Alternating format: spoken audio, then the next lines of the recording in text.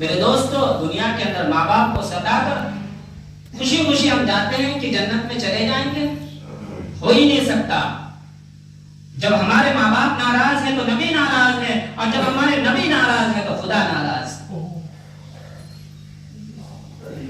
ہم کیا چاہتے ہیں، ہم کیا کر رہے ہیں، اور آخرت میں ہمیں کیا چاہیے، اس کا سوچ، اس کا دل ہمارے دماغ میں ہونا چاہیے کہ ہمیں آخرت میں جنت میں جانا ہے۔ اللہ نے جنت کس کے لیے بنایا؟ ہمیں اور آپ کے لیے بنایا۔ اللہ کے نبی صلی اللہ علیہ وسلم کے زمانے میں ایک بیٹی تھی، ان کے شوہر تجارت کے لیے باہر چلے گئے اور اپنی بیوی سے کہہ گئے کہ جب تک میں گھر واپس نہ آؤں تجھے ماں باپ کے یہاں جانے کی اجازت نہیں۔ شوہر تجارت کے لیے باہر چلے گئے، اتنے دن کے بعد، کچھ دنوں کے بعد ماں باپ کی یہاں سے خبر آئی، چٹھی آئی کہ تمہارے والد صاحب کی طبیعت بہت ہی خراب ہے، نہ سیریس پوزیشن میں، آؤ اور اپنی ماں کو دیکھ لو، اپنی والدہ کی زیارت کر لو۔ بیوی پریشان ہو کر، جب شوہر کی طرف سے اجازت نہیں تو میں کیسے ماں کے یہاں جاؤں؟ اللہ کے نبی صلی اللہ علیہ وسلم کے دروازے میں دستک دی، کہنے لگی یا رسول اللہ، آپ تو ساری دنیا کے لیے، پورے امت کے لیے رحمت بنا کر بھیجے گئے ہیں، مجھے ایک بات کی اجازت دے دیجئے، میری والدہ بہت سیریس پوزیشن میں والدہ کو دیکھنے کے لیے جانا چاہتی ہوں، کیا آپ کی طرف سے کیا حکم ہے؟ کہنے لگے کہ تمہارے شوہر موجود ہے؟ کہنے لگے ہاں میرے شوہر تو موجود ہے، وہ کہہ کر گئے کہ جب تک میں گھر واپسی نہ آؤں تجھے ماں کے یہاں جانے کی کوئی اجازت نہیں۔ اللہ کے نبی صلی اللہ علیہ وسلم نے فرمایا پہلے شوہر کے حکم پورا کرو، اس کے بعد تمہیں اجازت ملے گی۔ چند دن کے بعد پھر سے چٹھی آئی کہ تمہارے امی جو ہے اللہ کو پیارے ہو گئے۔ اب ایک بیٹی کا دل میں کیا گزر رہا ہوگا؟ جب حیات تھے تو میں دیکھنے جانے پائی، اب انتقال ہو گیا، اب مجھے تو جانا چاہیے۔ ہمارے بیویاں ہوتی، کسی کو پوچھنا نہیں ہے، اپنا بیگ کندھے میں لٹکانا ہے اور ماں باپ کے یہاں پہنچ جانا ہے، چاہے شوہر چولہے بھار میں چلا جائے، ہم کو اس سے کوئی مطلب نہیں۔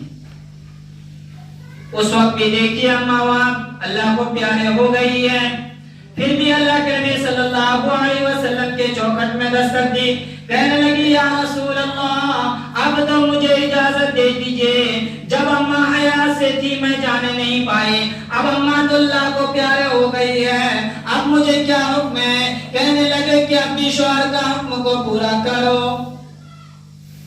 شوہر کی طرف سے چٹھی آئی کہ اب اماں کا انتقال ہو گیا، اب تم ماں کے یہاں جا سکتی ہو۔ شوہر تیار ہیں، بیوی بھی تیار ہے، اتنے میں چار بھائیوں نے اپنی اماں کے جنازے کو کندھے میں لیا اور بیٹی کے گھر میں دستک دیا کہ میری بہن جب اماں باحیات تھی تب بھی تو نہ آئی، اماں جب بیمار تھی تب بھی تو نہ آئی، لیکن اماں چار کندھے کے سر بلبوتے پر تمہارے چوکھٹ میں آ گئی ہے، اب تو آؤ اور اماں کی چہرے کی زیارت کر لو۔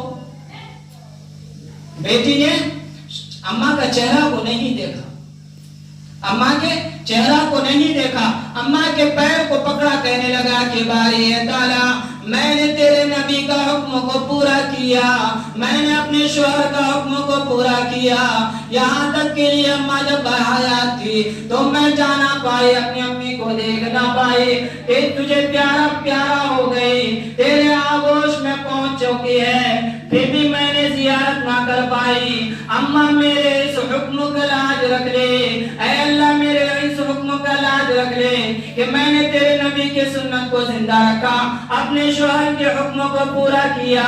اللہ کی رحمت جوش میں آئی اور یہ اعلان کر کے کہہ دیا کہ جاؤ، اللہ نے کہہ دیا کہ جاؤ، میں نے تیری اماں کی مغفرت کر دیا۔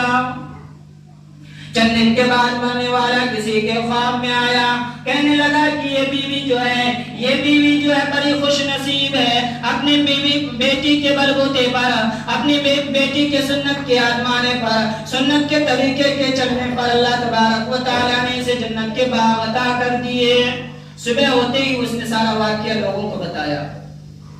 کہنے لگا کہ وہ بیوی جو انتقال کی تھی وہ تو بہت خوش نصیب ہے, اللہ تبارک و تعالیٰ نے اسے جنت الفردوس میں جگہ دیا ہے. کہنے لگا نظارہ کیا, ماجرا کیا. مرنے والے نے کہا کہ میں نے بہت ساری عبادتیں کی, نماز بھی ادا کیا, حج بھی ادا کیا, زکات و صدقات بھی دیے, یتیموں کا خیال بھی رکھا, غریبوں کا خیال بھی رکھا. اللہ تبارک و تعالیٰ نے کسی بھی پرچے کو نہیں کھولا, خالص ایک پرچہ کھولا. کہنے لگا کہ وہ کون سا پرچہ تھا کہ میرے بیٹی نے سنت کو زندہ کیا, شوہر کے حکم کو پورا کیا. اسی پرچے پر اللہ خوش ہو گئے, اللہ راضی ہو گئے, جس کے بنا پر اللہ تبارک و تعالیٰ نے مجھے جنت عطا کیا. ایسی بیٹی ہونا چاہیے, ایسی بیوی ہونا چاہیے. ہم اپنے گھروں کے ماحول کو بنائیں, اپنے گھروں کے طور طریقوں کو بتائیں. جو ہم علماء سے سنتے ہیں, اچھے لوگوں سے سنتے ہیں, اس چیزوں کو اپنے بیویوں کے پاس, اپنے بچوں کے پاس تذکرہ کریں کہ آج ہم نے وہ چیز سنا, آج ہم نے وہ چیز سنا, دیکھو یہ بات بہت اچھی ہے, اس پر ہمیں عمل کرنا چاہیے. یقیناً 10 دن کہیں گے تو ایک دن اس کے دل میں ضرور اثر ہوگا. جس طرح ہم اپنے ماں باپ کو مانتے ہیں اسی طرح ہم اپنی بیوی کو سمجھائیں. جس طرح تم وہاں ماں باپ کو مانتے ہو اسی طرح اپنے ساس سسر کو اماں ابا مان لو. انشاءاللہ اس گھر میں ترقی ہوگی, برکت ہوگی, کبھی جھگڑا نہیں ہوگا. اللہ تبارک و تعالی ہم سبوں کو کہنے سننے سے زیادہ عمل کی توفیق عطا فرمائے. جن حضرات کی سنت باقی ہے سنتوں کو پورا کر لیں. وآخر دعوانا